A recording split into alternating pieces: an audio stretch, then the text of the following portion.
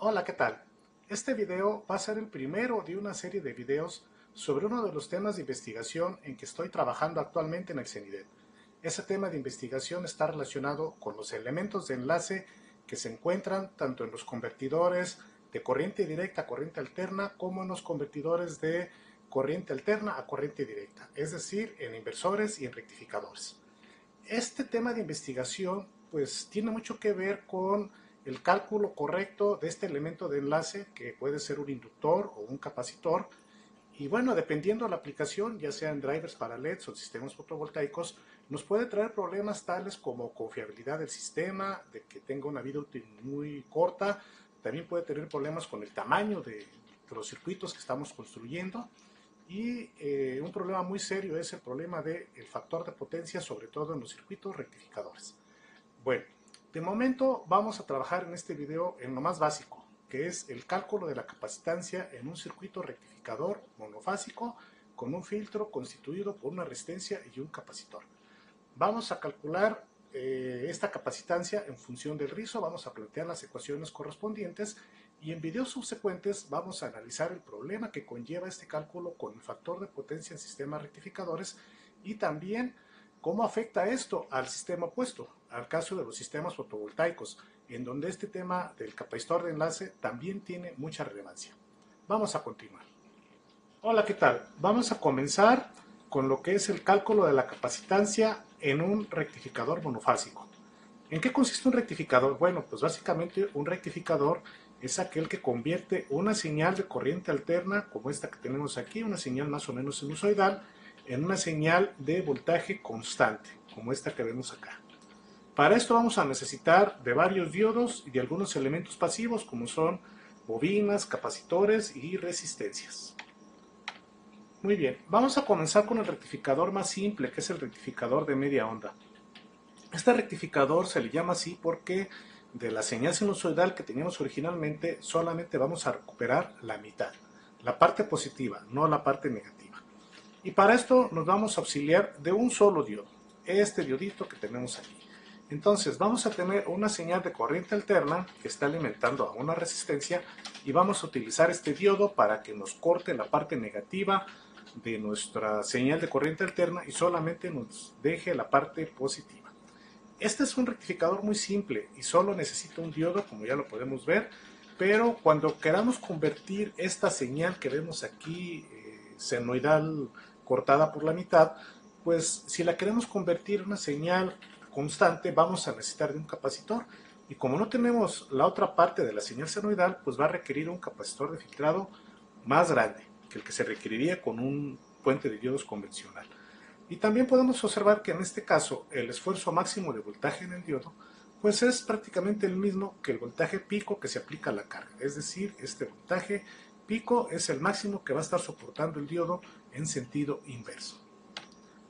Bueno, en el análisis vamos a partir de la premisa que el voltaje que se está aplicando a la resistencia pues va a ser una señal sinusoidal que tiene esta forma, un voltaje pico por un seno del ángulo teta, que es este ángulo al cual va transcurriendo el tiempo, y va a tener esta forma de onda desde el ángulo 0, que empieza aquí, hasta el ángulo pi, la mitad del periodo.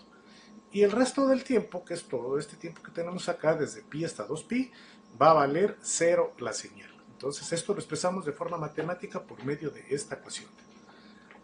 Va a ser interesante obtener tanto el valor eficaz como el valor promedio de esta señal que tenemos aquí cortada.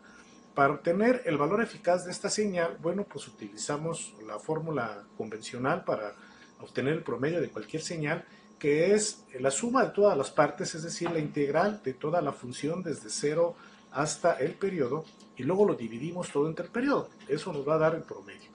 Entonces, integramos esta función que tenemos aquí, que es Vp seno de teta, que es igual a omega t por un diferencial de t, lo convertimos en ángulos, que va a ser Vp seno de teta por un dt, y lo dividimos entre 2pi, y vamos a integrar solamente de 0 a pi, porque es hasta donde vamos a tener señal. Bueno, resolviendo esta integral, pues vamos a tener que la resolución de esta integral es menos el coseno de teta, evaluado de 0 hasta 2pi. Y evaluando o sustituyendo los límites, tenemos que menos coseno de pi, pues es coseno de pi es menos 1, por menos nos da 1, menos el coseno de 0, el coseno de 0 también es 1, y 1 por este menos, por este otro menos que tenemos, nos va a dar más, así que 1 más 1 nos va a dar 2, que es este 2 que tenemos acá. Y este 2 dividido entre el 2 del 2pi del periodo se elimina y solamente nos queda el valor pico de la señal dividido entre pi. Y es este valor que estamos manejando aquí en la forma de onda. Va a valer el voltaje pico entre pi. Para el valor eficaz usamos la fórmula tradicional de los valores eficaces, que consiste en la raíz cuadrada de la señal elevada al cuadrado, integrada en un periodo y dividida entre ese mismo periodo. Entonces aquí vamos a evaluar esta integral nuevamente solamente de 0 a pi, que es la mitad del periodo donde va a haber señal, pero sí vamos a dividir entre 2pi porque tenemos que dividir entre todo el periodo completo. Elevamos nuestra señal al cuadrado, que es el voltaje pico al cuadrado por el seno cuadrado de omega t de t, y la resolución de esta integral cuadrada, ya la tenemos aquí, va a ser el ángulo teta menos el seno de teta por el coseno de teta evaluado de 0 a pi. Entonces, evaluamos estos términos con estos límites y nos va a quedar solamente el término de pi, que se nos va a eliminar con este 4pi que teníamos acá. Por lo tanto, el resultado va a ser nada más el voltaje pico al cuadrado entre 4. Pero al sacarle la raíz, solamente nos queda el voltaje pico entre 2. De aquí podemos notar un detalle interesante, que el voltaje promedio va a ser diferente al valor eficaz de dicha señal. Aquí podemos ver que el valor promedio es el voltaje pico entre pi y el valor eficaz es el voltaje pico entre 2. Muy bien, de aquí podemos calcular entonces la potencia que se va a disipar en nuestra resistencia. Y esa resistencia es precisamente el voltaje eficaz que acabamos de calcular ahorita dividido entre la resistencia de carga, que es esta resistencia que tenemos acá. Entonces, la potencia que se va a disipar en esta resistencia va a ser el voltaje pico de nuestra señal al cuadrado sobre 4 veces la resistencia de carga. Muy bien, en este video y en los subsecuentes vamos a tratar de validar todas estas ecuaciones simulando los circuitos que vamos a estar analizando. Para eso precisamente vamos a utilizar uno de los simuladores más poderosos, que es el PSpice. En otro video que van a encontrar en mi canal viene un video de cómo instalar y utilizar este software de PSpice. Les recomiendo mucho verlo. Entonces, partiendo de que ya conocen el uso de este programa, aquí vamos a partir de las especificaciones para un diseño en PSpice, que es esta tabla que tenemos aquí. En esta tabla vamos a definir que queremos entregar a nuestra resistencia una potencia de 100 watts, un voltaje, bueno, vamos a partir de que tenemos alimentado a nuestro circuito desde la señal de red doméstica. La señal de red doméstica normalmente anda en un valor de 120 a 127 volts. Partiendo del voltaje máximo, que son 127 por raíz de 2, nos va a dar un voltaje pico de 180 volts, que es este que podemos ver aquí. Y de la ecuación que teníamos de la potencia que se iba a disipar en la resistencia, podemos despejar la resistencia. Al despejarla nos queda esta ecuación de la resistencia, que es el voltaje pico al cuadrado entre 4 veces la potencia. Y como ya conozco tanto el voltaje como la potencia, puedo calcular la resistencia con la cual voy a entregar 100 watts a esta carga. Y esa resistencia es de 81 ohms. Entonces, con estos datos implementamos este circuito en Spice. Aquí podemos ver que vamos a alimentar en Spice a nuestro circuito con una fuente de voltaje alterno que va a tener un voltaje offset de 0, un valor pico de 180, que es el que tenemos acá, una frecuencia de 60 Hz, que es la frecuencia de nuestra señal de red doméstica, y en el parámetro AC no le ponemos nada, lo dejamos como está. Escogimos para este caso un diodo de 1N4004, que es un diodo convencional que soporta más de 400 volts, es de 1 ampere y es perfecto para este tipo de aplicaciones, es un diodo lento. Entonces usamos este modelo de diodo y colocamos nuestra resistencia de 81 ohms. Y vamos a medir, aquí tengo nuestras señales de medición, precisamente el voltaje en esta resistencia. Bueno, aquí ya les muestro los resultados de la simulación. Y aquí podemos apreciar lo que es la señal roja que tenemos acá arriba, que es el voltaje rectificado que se está aplicando a la carga. Perdón, miento, esta señal roja no es el voltaje, es la potencia. el voltaje lo podemos ver acá abajo, acá en esta señal verde, esta que está acá. Aquí sí, este sí es el voltaje rectificado que estamos aplicando a nuestra resistencia, y acá arriba lo que yo estoy aplicando es, o lo que estoy viendo es la potencia instantánea. Esto que vemos aquí, esta señal roja es la potencia instantánea aplicada a la resistencia. Entonces aquí muestro tanto la potencia instantánea y después calculo el promedio de esta señal roja. Aquí lo podemos ver, el promediado, y el promedio me da una señal es esta señal verde, que la medimos al final, una señal de 100 watts. Entonces está muy cercano al valor que habíamos seleccionado para entregar a nuestra resistencia de carga. Y acá en la figura de abajo estamos viendo la señal que se aplica a la carga, que son las señales verdes, estas que mencionaba, y aquí vamos a tener en morado lo que es el valor eficaz de nuestra señal y el rojo el valor promedio. No se alcanza a ver muy bien porque es la señal, bueno, el SPICE me dio esta señal en color verde, pero los resultados concuerdan con los teóricos, tanto el valor eficaz como el valor promedio, y vemos claramente que son diferentes.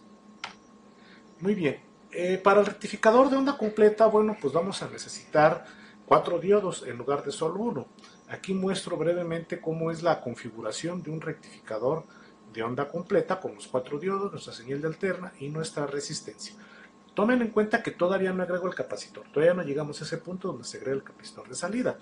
Entonces, aquí podemos observar cómo es la forma de onda que se aplica al puente de diodos. Este es el voltaje de entrada, una señal sinusoidal, y aquí estamos observando cuando tenemos el semiciclo positivo, es decir, cuando tenemos la señal que es solamente positiva. Bueno, pues en ese caso solamente están funcionando estos dos diodos y los otros dos diodos se comportan como circuitos abiertos y la corriente fluye por este sentido y entra por la parte positiva de la resistencia. Muy bien. Aquí vemos después el semiciclo negativo, que sucede lo opuesto. Ahora, cuando tengo un voltaje negativo, pues lo que sucede es que ahora los que conducen son estos dos diodos y los otros dos diodos se comportan como circuitos abiertos. Y ahora la señal que nos entra de voltaje en la resistencia sigue esta trayectoria y vuelve a entrar por el semiciclo positivo. Por lo tanto, el voltaje que vamos a tener en la carga es esta señal. Ahora sí recuperamos la parte negativa. Entonces vamos a tener tanto la comba de la senoidal positiva como la comba negativa rectificada, y tenemos, bueno, pues esta señal aplicada a la resistencia. Aquí lo que estamos viendo son los voltajes en cada uno de los diodos. Este es el voltaje en el diodo D2 y esta es la corriente en el diodo D2. Bueno, pues en este caso, como si recuperamos la parte negativa de nuestra señal de voltaje, el capacitor de filtrado que se va a necesitar posteriormente va a ser más pequeño que el que se requiere en el rectificador de media onda. Y bueno, pues en este caso, al igual que en el anterior, el esfuerzo máximo de voltaje en los diodos va a ser igual al voltaje pico en la carga. Muy bien. Ahora vamos a analizar qué sucede en este circuito con la señal de corriente para poder también hacer un diseño como que hicimos con el rectificador de media onda y su correspondiente simulación en PSpice. Para eso aquí tenemos lo que es nuestro rectificador. Aquí está nuestro circuito alimentado con una señal de corriente alterna, nuestro rectificador que es este puente de diodos que tenemos aquí y nuestra carga que es una resistencia. Ojo, sigo sin agregar el capacitor todavía. Bueno, el voltaje, como ya lo vimos anteriormente, es esta señal, una señal senoidal rectificada con un valor pico y se repite cada pi veces. Aquí falta otro pi. Muy bien, y aquí vamos a tener lo que es el voltaje promedio. Muy bien, en este caso, la descripción matemática de esta forma de onda es la que tenemos acá. El voltaje en la resistencia va a ser la señal sinusoidal que ya tenemos desde 0 a pi, y después de pi a 2pi, perdón, aquí es 2pi, de pi a 2pi la señal va a ser la misma, pero ahora negativa. Bueno, para esta señal vamos a calcular, como hicimos con el de media onda, el voltaje promedio. La fórmula es la misma. Hay que calcular la integral de la señal en un periodo y dividir entre ese periodo. Sin embargo, aquí lo que vamos a hacer es un pequeño truco. Vamos a evaluar la integral como si fuera esta comba nada más, de la comba positiva, la primera que aparece y que transcurre desde 0 hasta pi. Entonces vamos a integrar esta señal positiva de 0 a pi, pero lo vamos a multiplicar por 2 porque esta área es igual a esta otra área que tenemos acá. Entonces lo multiplicamos por 2 y eso sí, seguimos dividiendo entre el periodo total, que es 2pi. Bueno, resolviendo la integral y sustituyendo los límites correspondientes, tenemos que el resultado final es que el voltaje promedio de esta señal va a ser 2 veces el voltaje pico, este que tenemos acá, dividido entre pi. Entonces notamos, recordando un poco del que vimos con el rectificador de media onda, que el voltaje promedio ahora es el doble que el que teníamos con el de media onda. En el de media onda era el voltaje pico entre pi y aquí es 2 veces el voltaje pico entre pi. Para el valor eficaz hacemos el mismo procedimiento, calculamos utilizando la fórmula convencional del valor eficaz, que es esta que tenemos aquí, la raíz cuadrada de 1 entre t, la integral de 0 a t de la señal elevada al cuadrado. Muy bien, convertimos esto a ángulos sagrados, perdón, aquí es un de teta, perdón, y entonces integramos de 0 a pi y multiplicamos por 2, igual que hicimos con el valor promedio, y dividimos en el periodo completo, que es 2pi. Bueno, resolviendo esta integral vamos a tener ya el resultado final, que el valor eficaz va a ser el voltaje pico entre raíz de 2, que nuevamente volvemos a señalar que es diferente al valor promedio. De hecho, este valor eficaz es el mismo que si tuviéramos una señal sinusoidal completa y normal. No cambia, es la misma circunstancia. Y en el caso de la potencia, bueno, pues aplicamos este voltaje eficaz al cuadrado entre la resistencia para la potencia en la carga y tenemos esta ecuación que va a ser el voltaje pico al cuadrado entre 2 veces la resistencia. Bueno, vamos a hacer nuevamente un diseñito en PSpice como el que hicimos con el rectificador de media onda. Ahora vamos a diseñar para que se le entregue a la potencia, a la resistencia una potencia de 200 watts, el mismo voltaje pico de 180 volts que hemos estado manejando, y la vamos a recalcular la resistencia. Bueno, en este caso, como la potencia se fue al doble, la resistencia queda exactamente igual de 81 ohms. Muy bien. Aquí tenemos los resultados de la simulación. Otra vez, aquí tenemos la señal verde, que es la potencia instantánea entregada a la carga, y la señal roja, que es la potencia promedio. Y aquí en la señal de abajo tenemos, en esta señal verde, el voltaje instantáneo entregado a la carga, y en morado, como podemos ver aquí, el morado es el voltaje eficaz y el rojo es el voltaje promedio. Aquí podemos notar que también nuevamente estamos entregando a la carga una potencia promedio de 200 watts, que es justo para la cual diseñamos. Pero es interesante remarcar que va a haber picos de potencia de casi 400 watts.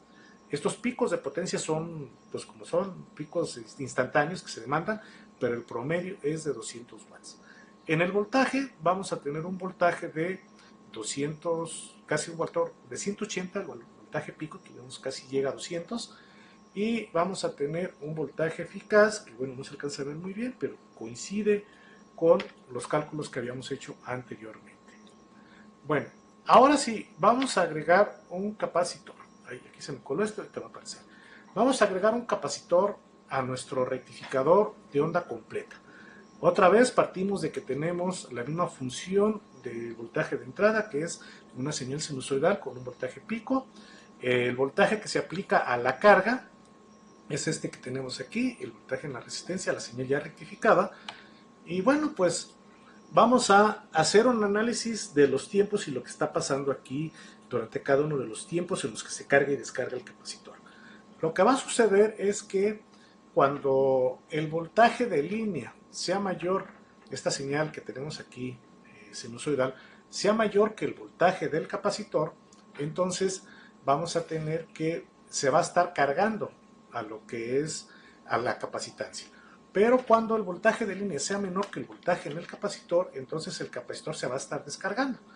Eso va a suceder casi siempre cuando la señal sinusoidal es menor que el voltaje pico, cuando empieza a disminuir.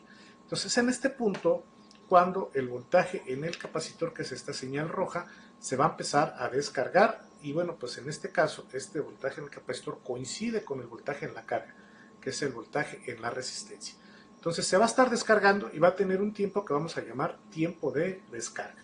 Y durante todo esta otra parte del tiempo, desde aquí hasta acá, toda esta zona, vamos a poder observar que aquí de momento se observa que no se va a estar cargando al capacitor. Sin embargo, acá en los ciclos subsiguientes, por ejemplo, aquí podemos poner una marca, aquí podemos ver cómo este va a ser realmente el tiempo en el cual se va a estar cargando el capacitor y el tiempo en el que se va a estar descargando. Muy bien. Entonces, este tiempo que nos interesa ahorita es el tiempo en el que se está descargando el capacitor, este tiempo TD que está acá. Durante este tiempo, el capacitor se va a estar descargando hacia la resistencia y la corriente que entrega el puente de iodos va a ser de cero, no interfiere, toda esta parte desaparece. Entonces, solamente consiste durante este intervalo de TD en el capacitor descargándose en la resistencia y bueno, pues este circuito de un capacitor en paralelo con una resistencia se puede plantear su ecuación diferencial, es un circuito lineal de primer orden, fácil de resolver y cuya solución es esta ecuación que tenemos aquí. Es decir, el voltaje en el capacitor va a ser igual al voltaje pico por el número E, la base de logaritmos naturales, elevado a la menos el tiempo dividido entre una constante de tiempo que va a ser el producto de la resistencia por la capacitancia. Bueno, esta ecuación va a prevalecer durante todo el tiempo de descarga. Pero una vez que se llega a este punto, es decir, que el voltaje en el capacitor se vuelve igual a este voltaje que vamos a llamar voltaje mínimo, bueno, pues es en ese momento cuando el capacitor se deja de descargar y otra vez se vuelve a cargar, aquí lo podemos ver, y el voltaje empieza a subir. Bueno, ese voltaje mínimo en el cual es cuando el voltaje en el capacitor coincide con este voltaje, lo podemos calcular con esta ecuación. Es decir, va a ser el voltaje que va a tener el capacitor cuando alcanza el tiempo TD, este que tenemos acá. Entonces, el voltaje mínimo va a ser igual al voltaje pico por el número E elevado a la menos el tiempo de descarga TD entre la constante de tiempo RC. De esta ecuación despejamos la capacitancia y nos queda esta expresión que tenemos aquí, donde la capacitancia va a ser igual a menos este tiempo que tenemos aquí, TD, dividido entre la resistencia multiplicado por el logaritmo natural de la relación que hay entre el voltaje mínimo, que todavía no lo conocemos, y el voltaje pico. Bueno, ahora va a aparecer otro tiempo de interés, el tiempo TS, este tiempo que tengo aquí. Este es el tiempo que tarda la forma de onda del voltaje, esta señal azul, en alcanzar el voltaje mínimo, es decir, va, como lo podemos ver, desde aquí hasta acá. Es el tiempo en el que la señal llega desde cero hasta que alcanza el voltaje mínimo previamente definido. Muy bien, entonces para este caso tenemos que ese voltaje mínimo entonces va a ser igual al voltaje pico por esa señal sinusoidal evaluada en el tiempo TS, que es este tiempo que tardó en llegar desde cero hasta este voltaje mínimo. Y de aquí despejamos este tiempo TS, el tiempo de subida, en el que va a estar tratando la señal alterna a alcanzar al voltaje mínimo. Entonces, este tiempo TS viene dado por esta ecuación, que es el seno a la menos 1 del voltaje mínimo entre el voltaje pico entre omega. Omega es 2πf, donde f es la frecuencia de la señal, que es de 60 Hz para la señal doméstica. Muy bien.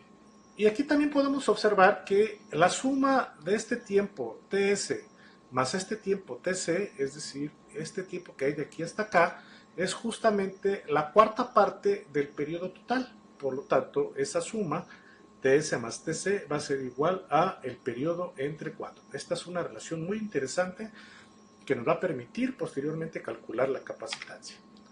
Muy bien. Ahora, esa ecuación que teníamos del tiempo TS en la ecuación anterior, la vamos a, en la ecuación que tuvimos sobre que TC más TS era el periodo entre 4, bueno, de ahí despejamos el tiempo TC, que es este tiempo, que el tiempo TC le llamamos así porque es el tiempo en el que se está cargando el capacitor, es de aquí para acá, exactamente en estos límites.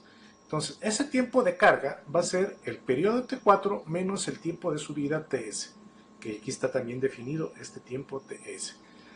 Bueno, sustituimos en esta ecuación el tiempo de subida que ya hemos calculado y tenemos que este tiempo de carga va a venir dado por esta expresión, que es el periodo entre 4 menos el seno a la menos 1 del voltaje mínimo entre el voltaje pico entre omega.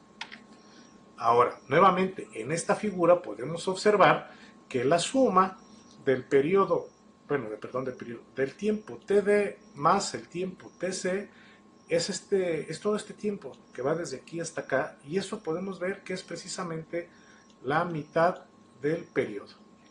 Entonces podemos obtener esta ecuación de que TD más TC va a ser igual a T sobre 2 y por lo tanto de aquí de esta pequeña ecuación despejamos lo que es el tiempo TD que está aquí, que es el tiempo de descarga, y va a ser el periodo entre 2, la mitad del periodo, menos el tiempo de carga. El tiempo de carga es esta ecuación, la metemos aquí, que es precisamente el periodo entre 4 menos TS, y el tiempo TS también lo tenemos acá y lo metemos acá, por lo que el tiempo de descarga del capacitor va a venir dado finalmente por esta ecuación, que es el periodo entre 4 más seno a la menos 1 del voltaje mínimo entre el voltaje pico entre omega. Muy bien, ahora vamos a expresar estas relaciones en función de algo que vamos a llamar el voltaje de rizo, el rizo de voltaje normalizado, y lo vamos a designar por esta variable, PR.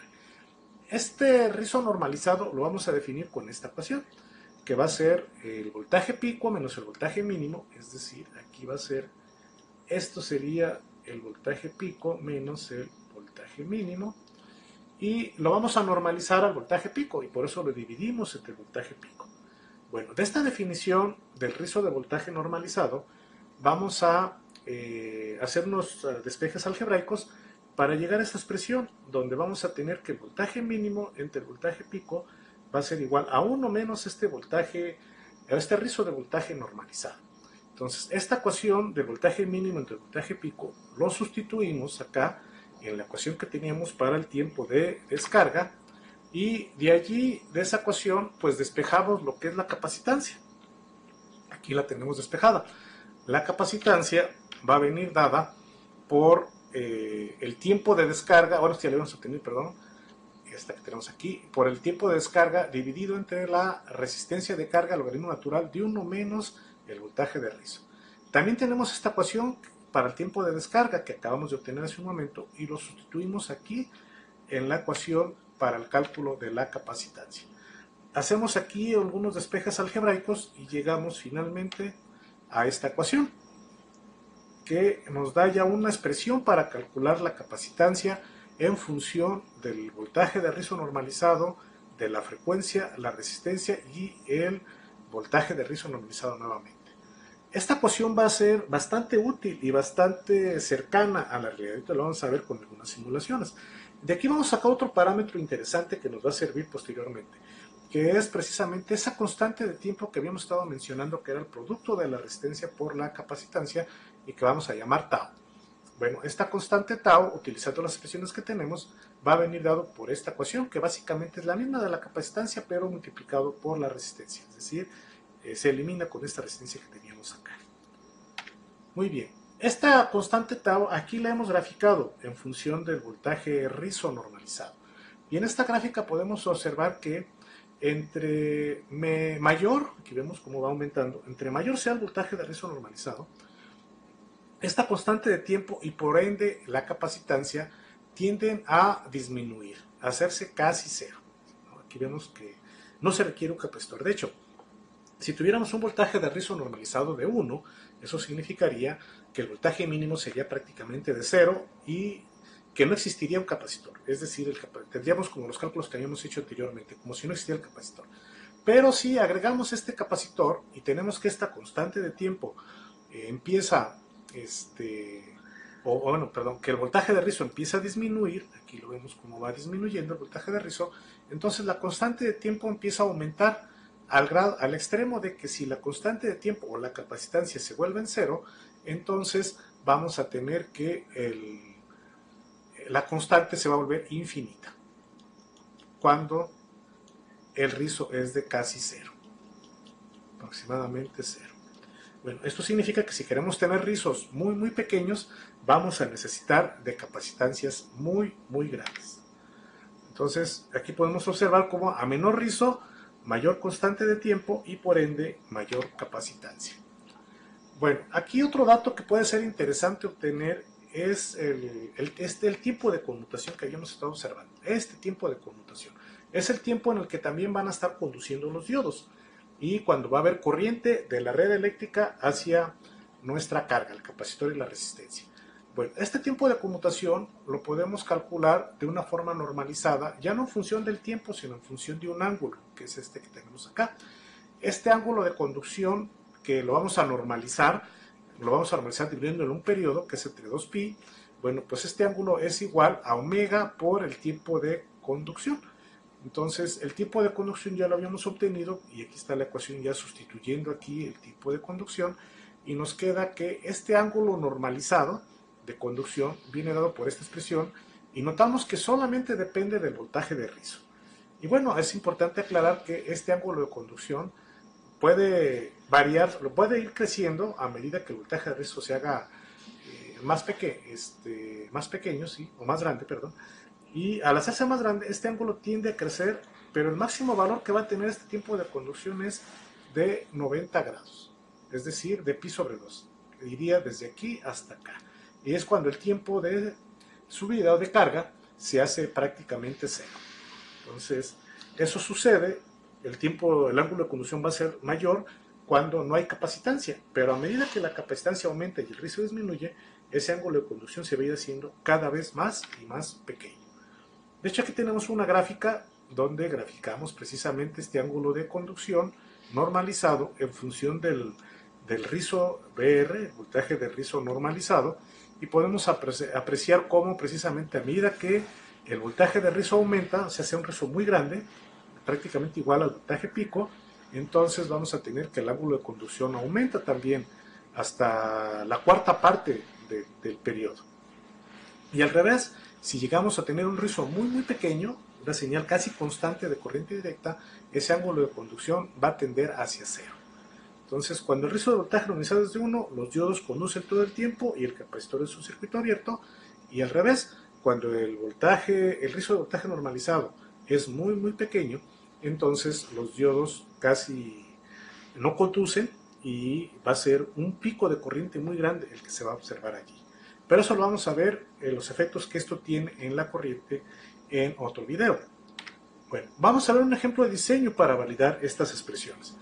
Para esto vamos a partir de una frecuencia de red de 60 Hz, un voltaje pico de 180 volts, vamos a utilizar una resistencia de carga de 180 ohms, y para este ejemplo de diseño vamos a escoger un voltaje de rizo normalizado del 11%, de 0.11. Es decir, que el rizo sea el 11% del voltaje pico. Muy bien. Aquí utilizamos entonces la ecuación que ya hayamos obtenido para la capacitancia, y con estos datos nos da una capacitancia de 337.4 microfaradios.